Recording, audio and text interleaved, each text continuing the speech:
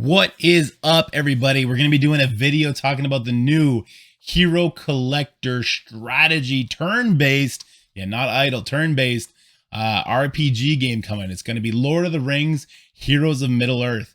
And I got to say, it's looking pretty good. Now, we're going to see a lot of similarities to those Hero Collector strategy turn-based games that we played in the past. We're going to poke fun at that. We're going to show a little bit of the combat here, and then I'm going to talk about like my wish list for the game. Because right now it is in beta, it's still very bare bones, and I'm interested to get a conversation going on with you guys about what you would like to see from this game, if you're excited to play it, or if you just want to talk trash about it. We can do that in the comment section too. Whatever, we can do that. Let's have some fun. So here we are at our central hub, and this is going to look very familiar to you guys who have played Star Wars Galaxy of Hero, Marvel Strike Force, Raid Shadow Legends, even a lot of the idle games that have a hub like this, where it shows you your various modes, your various community points, your objectives, your quests, and then where your characters are at, right? So here's the hub. Let's start with the heroes, because it is a hero collector game. That's up at your ring, up here in the top left, your hero collection ring. Now this is going to show you all the different kind of characters you can get, and let's just count out how many characters are going to be in here. Never mind, we don't have to. It's up in the top right corner. There's already 51 characters in the game when we start. None of them seem to have like the Marvel Strike Force minion problem where they only have the 2 abilities, which I like that. Even the ones that, who are we about to unlock? We're about to unlock like Rohan, this guy. Nope, he's got an actual name. He's a human Rohan. There's like Gondor Archer, Gondor Sergeant, stuff like that. And they still have multiple abilities, as you can see on that left-hand side. So they don't have just one ability. They do have 2. So it doesn't have that minion problem, which I like. And so, I mean, look, this screen, if you've played those games, this is the exact screen you're used to seeing, which is kind of cheating, but also kind of cool. Like, I like the idea that they have the blueprint on which to build, and hopefully they can avoid some of the traps that our favorite Hero Collector games have fallen into. So if we go and we look at Frodo Baggins here, he's one of our starting characters. Again, this screen is going to look awfully familiar to you guys.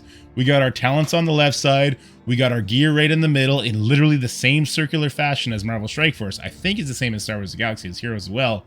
We got the equip all button there, so it's good that they brought that into the game right away. We got his tags right below him, and then we got leveling, star levels, all the same stuff we're used to. So it's kind of like a comforting, familiar feel, but a brand new start. And that's why I'm really excited to play this game myself. I didn't hit up Marvel Strike Force when it was new. Hitting up this game when it launches is going to be really fun, because I'm going to be on the same foot as everybody else. And we're going to see how everybody progresses, which I think is great. So that's kind of your character screen. I guess we can go into some more detail. If I go into a certain piece of gear, it shows you the same thing, right? Find the pieces, and then you can go ahead and make the other one. Then you can equip all. For leveling, I can't level him up anymore. Can I level her up? There we go. There's a slider to it. We can just level her up in one shot. Bada bing, bada boom. I missed the button. Now we hit the button, so now she actually leveled up. And let's talk about the elephant in the room, the graphics of the game, right?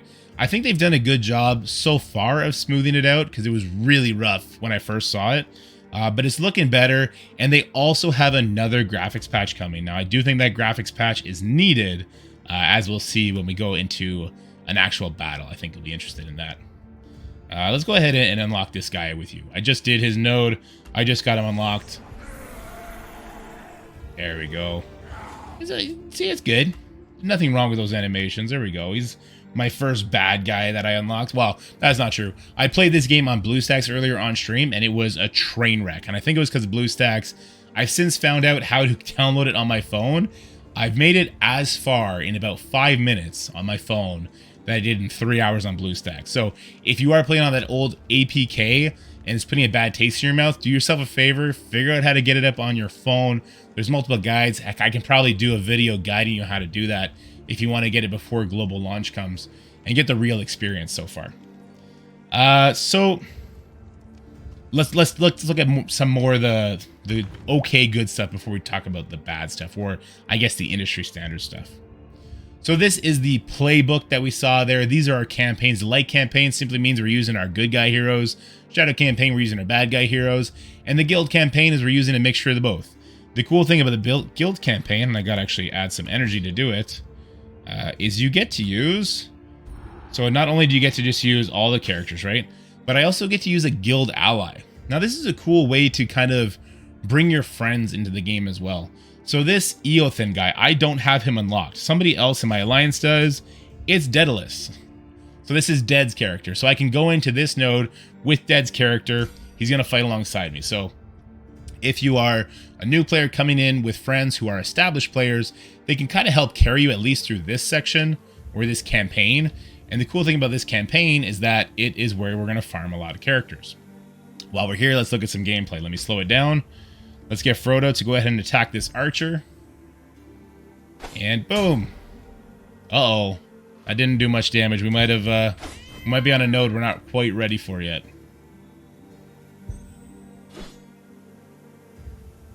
Oh, he resisted it. See, we can see some fight animations here. Not mad at that one. I like the smoke feature.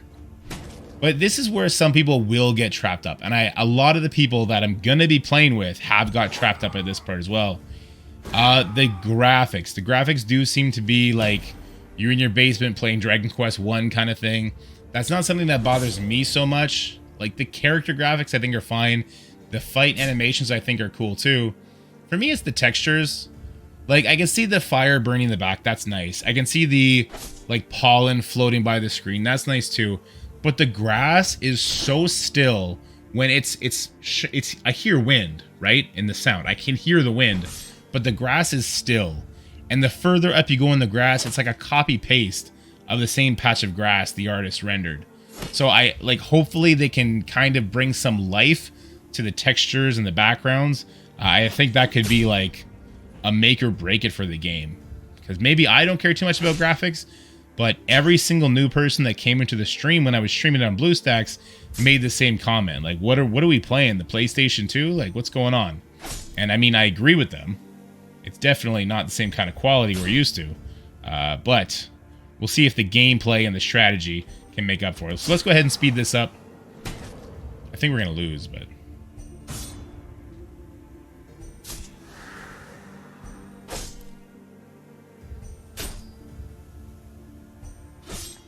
Waiting on Aragon to carry us. There we go. This is something that bothers me the most. This wave screen. What the heck is this? This bothers me to no end. You took me away from the grassy hills just to bring me back. Why didn't you just have some sort of stock footage of grassy hills while it was loading or something like that? Or why even have it load? Why not have the new wave of enemies come in to replace the old enemies I killed? I'm not trying to nitpick here. It takes me really out of the battle when those transitions happen. I don't know if that's something that they're even thinking about changing. But for me personally, that was like a, ugh, what is that? Anyway, let's continue on. We're doing no damage here. We're only on wave 2 out of 3. We're definitely going to lose this.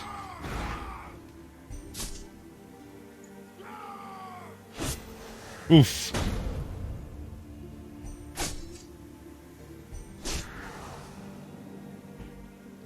Let's see if we can get through this. We're definitely not 3-starring it. We already have somebody down. Oof. 2 down.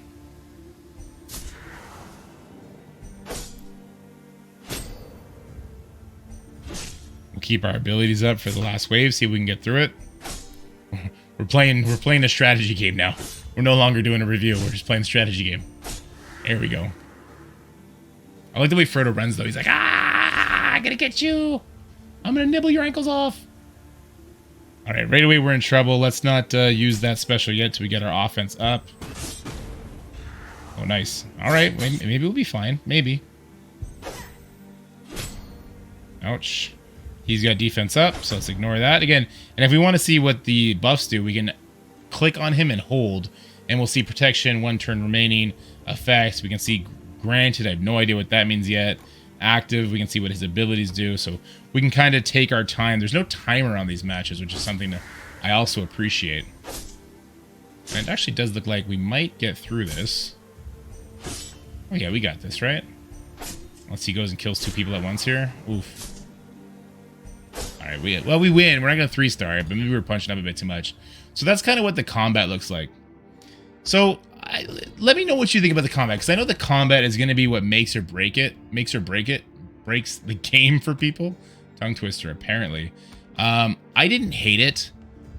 There is something with the textures that bothers me a bit. There's that wave screen that bothers me a little bit. But as far as the strategy goes, I like the buffs. You know, we've seen Blind, we've seen Provoke, which if you've played Marvel Strike Force, it's like a mini taunt.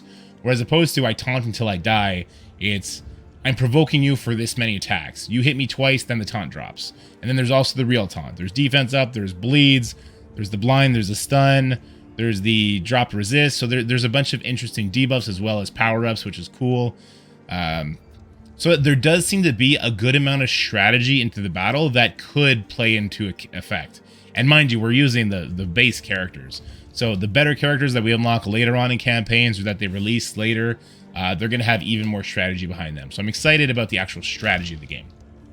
But let's not kid ourselves. This is a mobile game. So if we go over here to the store, we're going to see mobile game pricing. This is a limited time offer. So FOMO right off the bat, 100 shards for all of the Hobbit bros. Well, I guess not Samwise, but of Merry, Pippin, and Frodo. That's going to be for 14 bucks. I do believe this is Canadian dollars, so that would be $10 American. Not a bad price for a limited time offer. I regret not picking up the ones when I played Marvel Strike Force, but now that I'm where I'm at in Marvel Strike Force, I'm like, I could do without.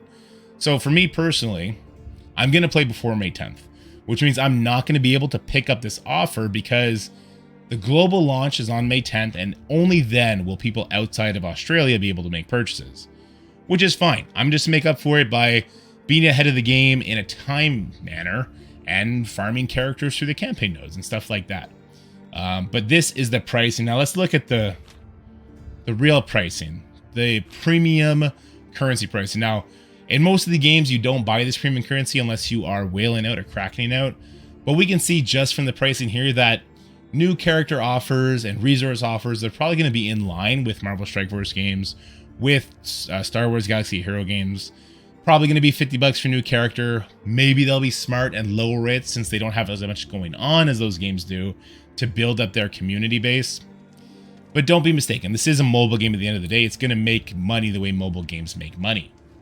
So with all that said, what would sell me on this game a lot?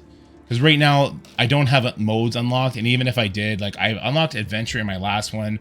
Arena is pretty self-explanatory. I don't see any raid tab here yet.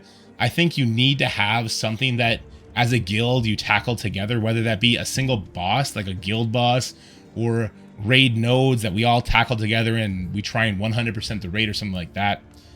You need to have something in this game on launch that you attack as a community, especially if we're going to have these guilds that have 36 people in it. So I don't know what their plans are for that, but we definitely need to see something like that. I said the word guild boss. I would love to see big bosses, and Lord of the Rings is just rich with enemies that would make great bosses. Think about fighting like a giant dragon, Smaug, right? Or just a big ent, or a giant troll, or the Goblin King, and stuff like that. They have a lot of like larger than life boss type people that we could be fighting, and I really hope they lean into that in this game. Let me know in the comment sections below what you think about your first impressions of this game after seeing this. Let me know what you would like to see from a game similar to Marvel Strike Force and Star Wars Galaxy of Heroes that is coming out fresh. Because who knows, maybe we got the ears of a developer that might watch this. You never know, it's possible. But I look forward to reading your comments, and I will see you guys next time. Bye for now. That's it for the video, guys. I hope you enjoyed it. If you did, make sure you like, share, and subscribe. Stay happy, healthy, have fun, and I'll see you in the next one.